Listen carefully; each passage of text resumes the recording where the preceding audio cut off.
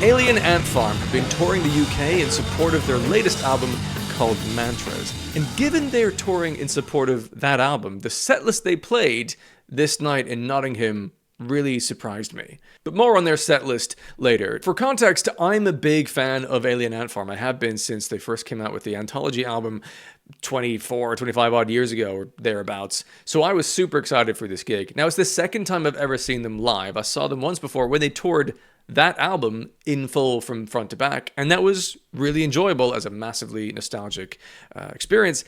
But this gig was better than that gig, which I was not necessarily expecting. Now, in some way, I'm sure that was influenced by the fact that I got to interview the band before their gig, which was an amazing opportunity to have been able to talk to them about the music that has meant so much to me for a little bit. And they were super wonderful human beings, both Dryden and Terry that I interviewed there. Also Tim, who was in the backstage room as well. Lovely human being. Such a nice, friendly band. I really thoroughly enjoyed that. You can check out that interview in another video on this channel. I'll put a link in the description and up here so you can click on that. So I was so excited to see them live, and their lineup for this particular tour was Alien Ant Farm headlining, of course, and originally CKY were in the main support slot, but they got subbed out for INME, who are another band I'm a fan of, and they were opened this evening by Nocturnal Affair. I'd heard a couple of their songs on recording before seeing them live to get a bit of an understanding of what kind of sound they might have. I wasn't expecting the set to open with a drum intro, which was an unusual way to open the proceedings for the first band on, but it was quite fun. Now, I think if you're a fan of bands like Bad Wolves, I think you'll really enjoy this band in particular. There's moments as well of like Disturbed, maybe without so much of the harsher singing, but it's a great slice of that sort of American radio rock that was performed genuinely brilliantly, I think, by all the musicians. Now, it's not entirely my kind of rock music, but what I liked was that it's also not really the same style as Alien Ant Farm or INME. It was you get a variety of different rock styles throughout the gig, which I think is a great thing, because there will be people that go to that gig liking Alien Ant Farm and might be surprised to find themselves liking Nocturnal Affair, a different kind of style and sound. So hopefully that happens for some folks. For me, just not quite my style of rock sound or performance in my own personal preferences. They did surprise and delight with the final song of their set by ending with a much-loved dance anthem, which was performed pretty well. It didn't quite take it to the next level. I think it was, it was made a rock version of that song, and it was fine. It was the most rambunctious song of theirs of the evening in terms of how much the audience kind of responded to it. But yeah, that was a bit of fun.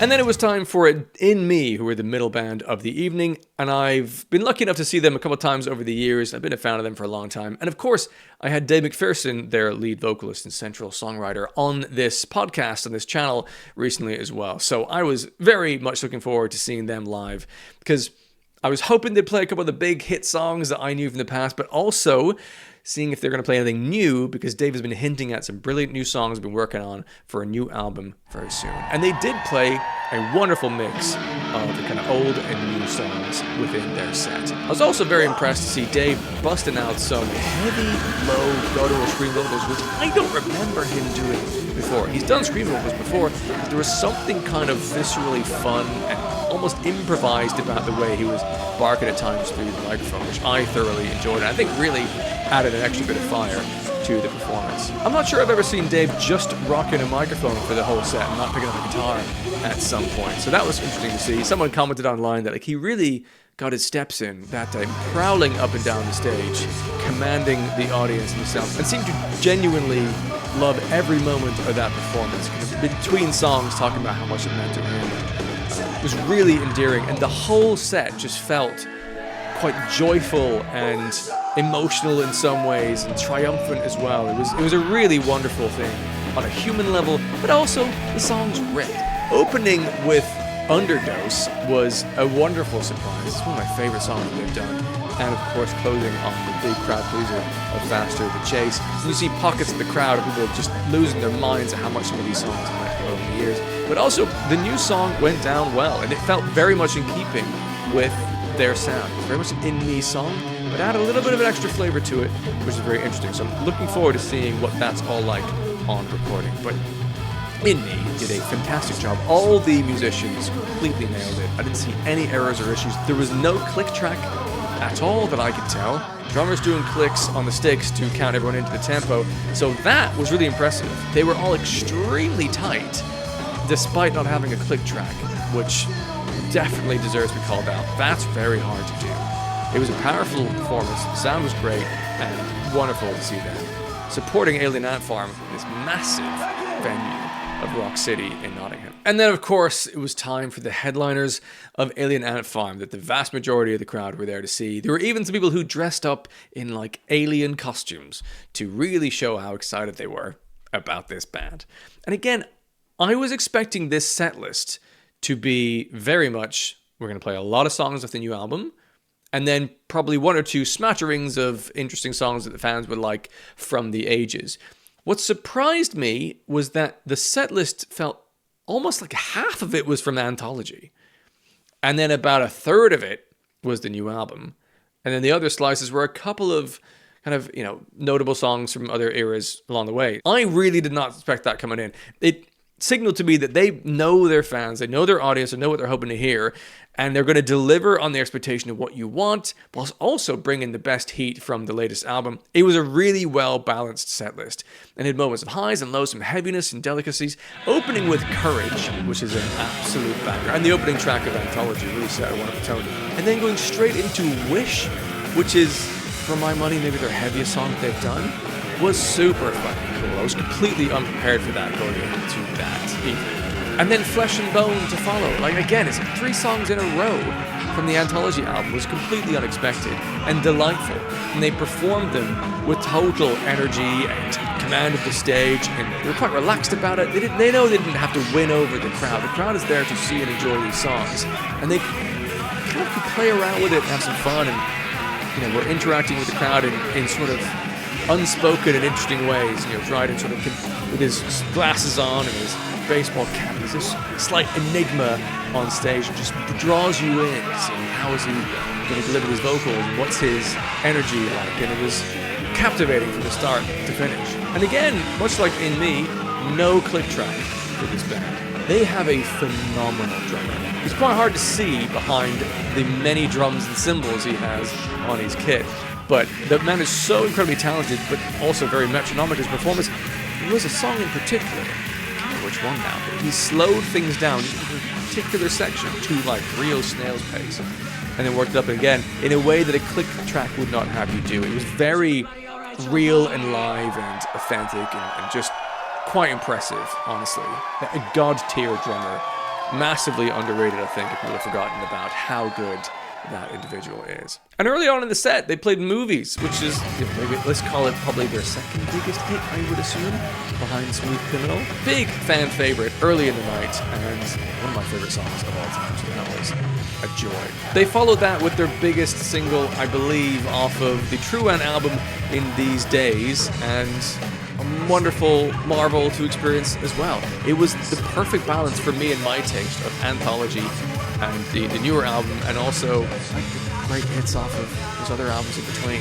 A really thoughtful, fan-centric, I believe, set list, which is great to see. The bassist's performance was super visually interesting. At times, doing these gravity-defying backwards leans that were really super impressive. He'd hold them for ages, honestly like 20-30 seconds like this. There was one time later on where he didn't manage to hold it and quickly fell on his arse, and the camera did shake because I did find it amusing. Not to laugh at him, just at the situation, because he had nailed it earlier on.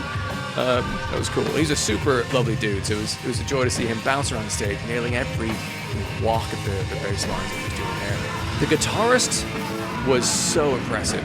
They've got one guitarist, and he played everything perfectly. There's also a huge sound. Reminded me of Wes Borland of Limp Bizkit. Sometimes in the riffage and how he would do that, but just the completeness and fullness of the sound.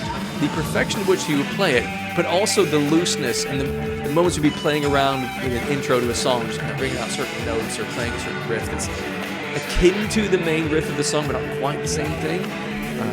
That was really, really cool to see. It's such a cool, calm presence on stage as he delivered the essential riffs of all the songs that evening. After banging through a set list of gold, they then had the expected pause before coming on for an encore. A 3-song encore, no less, which went over well. And of course, finished with Smooth Criminal, complete with an intro audio playthrough of Michael Jackson getting interviewed about that song in, I guess it sounded like a radio show or something, which got as soon as you could tell that was Michael Jackson talking about Smooth Criminal, the crowd started getting very excited.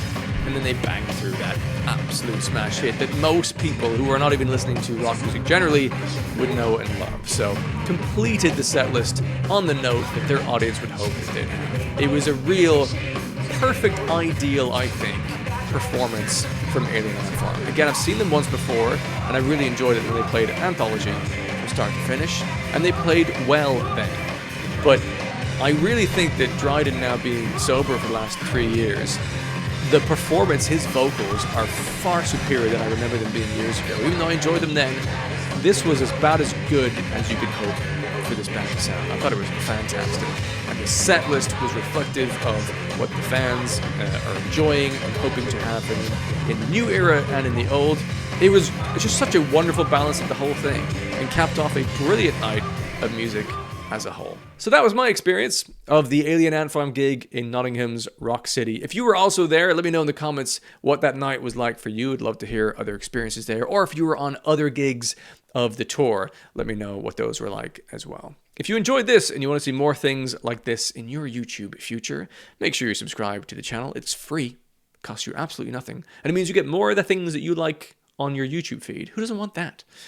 I've got more live reviews coming up in future that I'm super excited about, so I'll be sharing them soon. And make sure, if you haven't yet, check out the interview that I did with Alien Ant Farm before this gig. It was super fun, an absolute joy to chat to them. Thank you for watching this video. Hopefully I'll see you in another one very soon.